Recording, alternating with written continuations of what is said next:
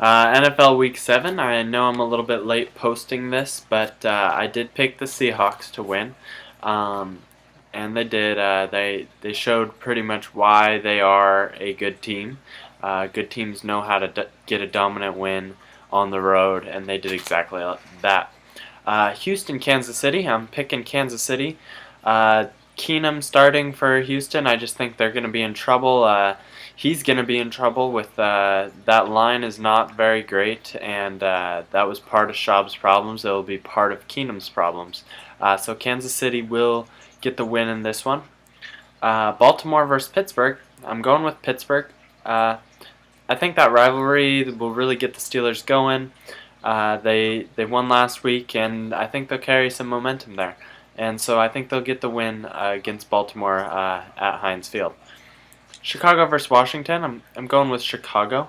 The secondary is not going to give Cutler any troubles, and if Cutler and Marshall have a good connection on a certain day, they're hard to beat, and Chicago will get the win.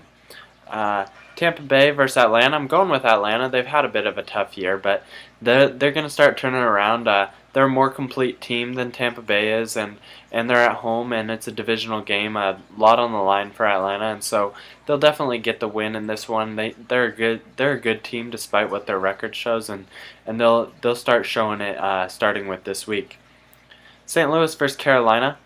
Going with Carolina, I think Newton will get some help from the run game on a weak St. Louis run defense, and that'll really help him spread out the offense and get a win. And that's been hard to come by for Newton and the Panthers lately, and I think they'll be able to get it done.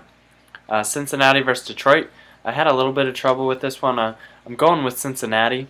I just think that four-man rush of Cincinnati gets to Stafford against a passing team. I really think Cincinnati has more success. I just think they have such a good pass rush without having to blitz that they can get to quarterbacks and keep guys in secondary. So I think Cincinnati gets the win somewhat in the same fashion as they did against Green Bay.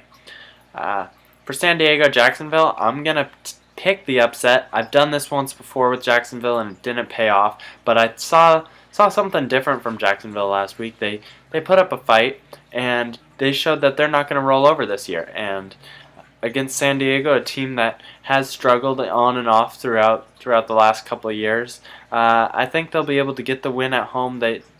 I think they're going to get a win some point this year, so I think this is the week they do it.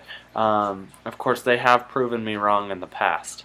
Buffalo, Miami. I'm picking Buffalo. I just think they'll be able to get to Ryan Tannehill and a little bit more effectively than some other teams. And if you can get to Ryan Tannehill, and the line has been pretty weak for Miami, then I think they get the W. And so I'm picking the Bills and on the road and with Thad Lewis. So it shows you how much I am buying into the Bills.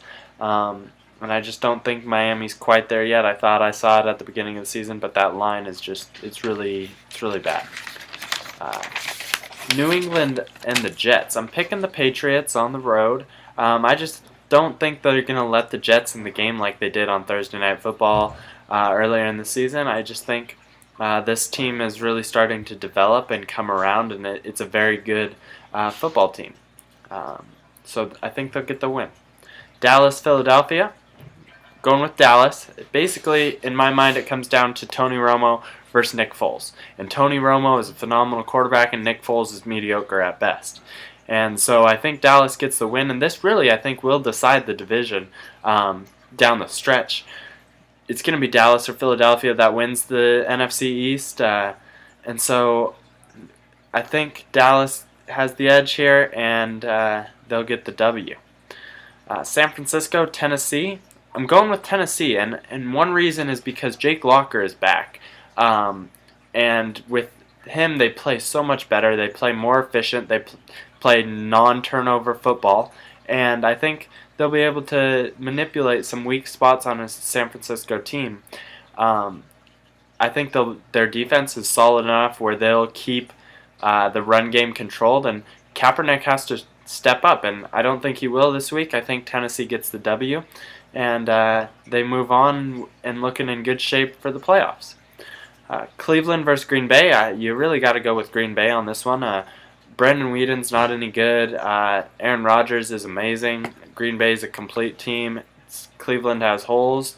So I think Green Bay gets a pretty easy win here, especially at home, and they continue to look like a playoff team. Denver versus Indy. I would say this would be the game of the week, maybe. I would say maybe it's slightly behind Dallas, Philadelphia. But I'm picking Denver.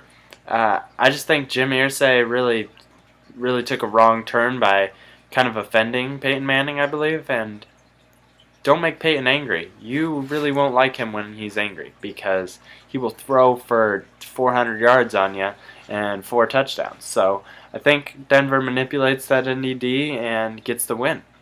Monday Night Football, Minnesota and the Giants. I'm picking the Giants. I think they're due for a win. I know they're not a great football club, but they're better than they've showed, and I think they're going to get the W. Minnesota, I just don't think they're running Adrian Peterson enough, and their passing game is not very good. And so I think the Giants, they've been improving each week. I think they get the win here. That's it for my NFL Week 7 picks. Remember to follow me on Twitter and check out the blog for some polls.